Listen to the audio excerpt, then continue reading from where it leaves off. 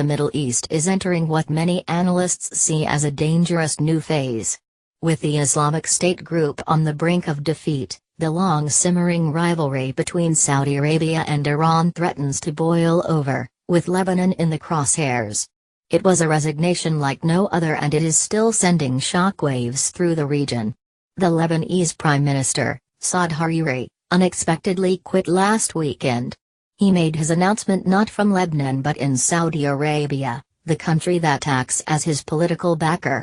Many Lebanese believe he was pushed into the decision by Riyadh. It is still not clear when, or if, Mr. Hariri will return home. The spectacle of the missing prime minister is being seen as part of the wider regional struggle between Sunni-ruled Saudi Arabia and Shia-dominated Iran. For now, Lebanon is uncomfortably center stage. It is after all where proxy wars have been fought in the past.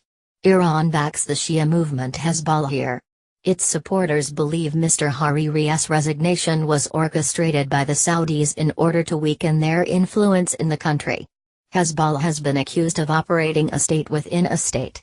Its armed wing is more powerful than the Lebanese army, and it leads a bloc which dominates the cabinet. On Thursday, Saudi Arabia and its Gulf allies further ratcheted up the pressure by urging their citizens to leave Lebanon, sending a clear signal of a toughening up of its policy towards the country. The Americans, the Saudis, the Israelis are all trying to prevent Hezbollah from maximizing its gains from the wars in Syria and Iraq, says Hassan Ilak, an editor at the pro-Hezbollah newspaper, Al-Akhbar. What is happening in Yemen is also related to the Lebanon situation.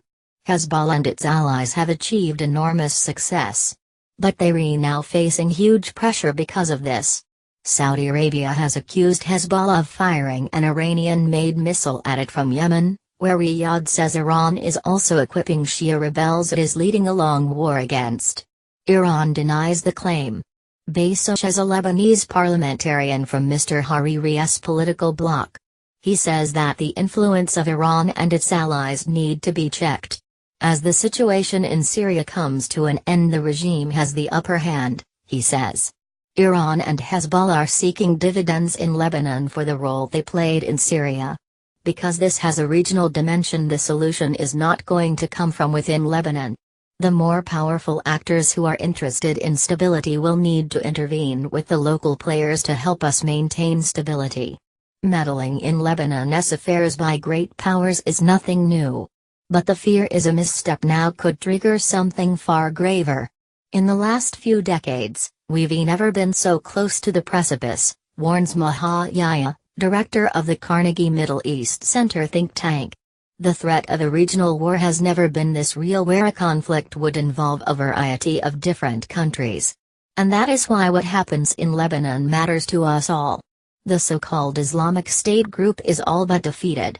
What is happening now, though, the growing rivalry between Saudi Arabia and Iran, could be even more dangerous for the region and beyond.